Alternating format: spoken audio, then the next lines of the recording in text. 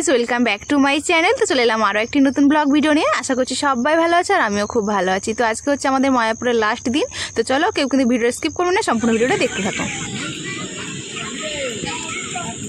মৌসুমি, তুই ওদের সাথে যাওয়ার কি আছে?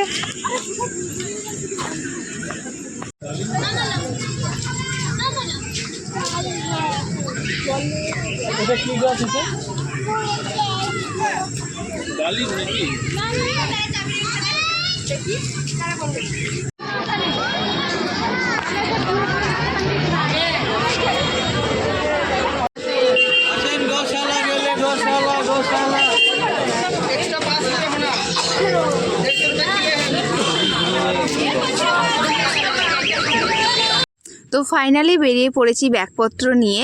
আর একটু পরে আমাদের ট্রেন আছে, বাড়ি চলে যাব। আর কি বলতো, আমাদের রুম থেকে মানে মন্দির থেকে রুমটা অনেকটা দূরে, তাই ভাবলাম বাড়ি বারবার রুমে যাব আসবো, তার থেকে একেবারেই ব্যাগপত্র নিয়ে বেরিয়ে পড়েছি। আর এখন প্রায় সন্ধ্যা হতে চললো, আর আমি একটা জায়গায় চলে এসেছি, সেই ফেমাস বিখ্যাত মায়াপুরের রানাদার ভেজ বিরিয়ানি। তো সেখানে তো সবাই অনেকের ভিডিও দেখেছি, অনেকের ভালো ভালো রিভিউ দেখেছি, তাই ভাবলাম মায়াপুরে এসেছি আর একবার বিরিয়ানি খাবো না তা কখনো হয় না। তাই ভাবলাম যাই, যেহেতু একটু ফেমাস।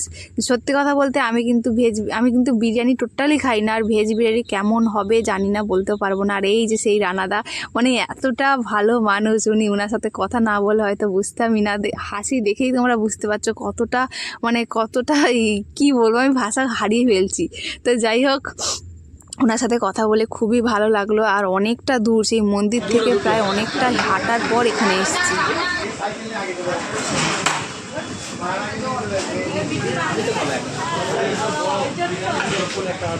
একটা হাফ একটা ফুল, একটা হাফ একটা ফুল।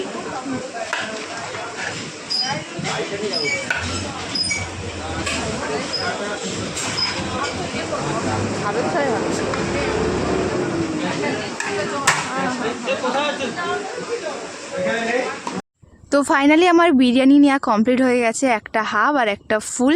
তো এখন যাচ্ছি সেই মন্দিরের উদ্দেশ্যে। আর সত্যি কথা বলতে ছেলের জন্যই বিরিয়ানি নেওয়া, কারণ ও বিকাল থেকেই বলছিল বিরিয়ানি খাবে। আর এখানে তো ভালো করে জানো, এখানে তো কোনো চিকেনের কোনো ব্যাপারই নেই চারপাশে এখানে মায়াপুরে। তো যাই হোক, এখন মন্দিরের কাছাকাছি যাচ্ছিলাম, কিন্তু একটুর জন্য আমরা সন্ধ্যা আরতিটা মিস করেছি। আমাদের সাথে যারা যারা ছিল সবাই সন্ধ্যা আরতি দেখতে চলে গেছে, আর আমি, আমার বোন আর বোনের ছেলে, এই 3-4 জনই রয়ে গেছি। যাই হোক, তারপরে এই কি বলবো, এই বিকাল থেকেই যখন ছেলে বলছিল না যে বিরিয়ানি খাবে, তারপরেই ভাবলাম না, একবার ছেলেকে যদি বিরিয়ানি খাওয়াতে হয়, সেই বিখ্যাত বিরিয়ানি খাওয়াবো। তো আমি তোকে ভয়ে ভয়ে বিরিয়ানিটা দিয়েছি, আর ভাবছি যদি বিরিয়ানির প্যাকেট খুলে বলে লেগ পিস কোথায়, তাহলে তো শেষ, কেন ও এতটাই চিকেন বিরিয়ানির ভক্ত। আর তারপর দেখলাম না, ও চুপচাপ করে খুব সুন্দরভাবে খাচ্ছে। আর সত্যি কথা বলছি, আমি নিজেও খেয়ে দেখেছি, এতটা ভালো যে তোমাদের বলে বোঝাতে পারবো না, চিকেন বিরিয়ানিকেও হার মানাবে। তো যাই হোক, এখন যাবো আমরা বাড়ি।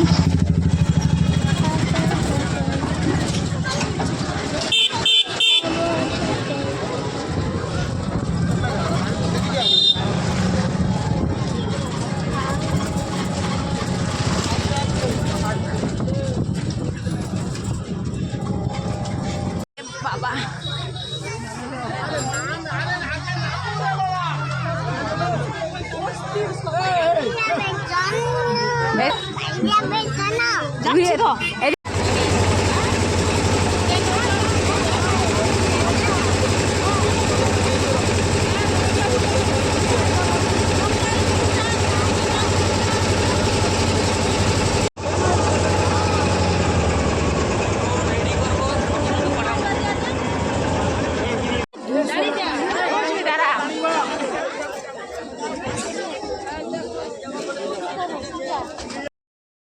তো আমরা চলেও এলাম স্টেশনে। আমার বোনের অবস্থা দেখতে পাচ্ছ, পাশে বসে রয়েছে, সবার চোখে ঘুম ঘুম ভাব, কেননা কোনো সেইভাবে রেস্ট নেইনি। 2 দিন যা ঘুরেছি, সত্যি কথা বলতে বিনা রেস্টে, বিনা ইয়েতে, যা হোক, দুপুরবেলা আমি বোন টোন ঘুমিয়েছিলাম। আর এই যে ট্রেনে বসছি, আর এই দেখো আমার বোন কিন্তু পাশে এখানে ঘুম মারছে, কিন্তু ও ডুলে পড়ছে। তো যাই হোক, আমারও চোখে মুখের অবস্থা নেই, আমিও ঘুমিয়েছি দুপুরবেলাটা ভালোই, বেশ কয়েক ঘন্টা ঘুমিয়েছিলাম, বোনও ঘুমিয়েছিল, কিন্তু ওর একটু প্রচুর পরিমাণে ঘুম ঠিকঠাক হয়নি। তো যাই হোক, আমরা এখন হাওড়া স্টেশনে চলে এসেছি। আর এখান থেকে ট্রেন ধরে যাব পাঁশকুড়া থেকে। আর কি বলতো, আমরা একটুর জন্য ট্রেনটা মিস করেছি, তো মানে 8:15 না কতটা একটা ট্রেন ছিল সন্ধ্যাবেলায় মায়াপুর থেকে, তো সেই ট্রেনটা মিস করাতে এখন আমরা ট্রেন পাল্টে যাচ্ছি। আর এখন এই দেখো 3:26 এখন রয়েছে আমরা হাওড়াতে, আর এখনই ট্রেন আসবে তাই জন্য দাঁড়িয়েছি। ওই দেখো বোন ছেলে তো ঘুমিয়ে গেছে, ছেলে সারা রাস্তাটা ঘুমিয়েছে, মানে ছেলের ঘুমের কোনো ইয়ে নেই, ওই একমাত্র ওই দুটো ছেলে, মানে বোনের জায়ের ছেলে আর বোনের ছেলে যাও ভালোভাবে ঘুমিয়েছে। আর তারপরে এই যে তারপরের দিন সকালবেলা পাঁশকুড়া স্টেশনে রয়েছি। তো যাই হোক, চলো গাইজ, আজকে ভিডিও কিন্তু এখানেই শেষ করছি। দেখা হচ্ছে পরের কোনো ভিডিওতে, ততক্ষণের জন্য সবাই ভালো থেকো, সুস্থ থেকো, আর যাওয়ার আগে প্লিজ একটা লাইক আর একটা কমেন্ট করে যেও। তো চলো, আজকে ভিডিও এখানে শেষ করছি, টাটা।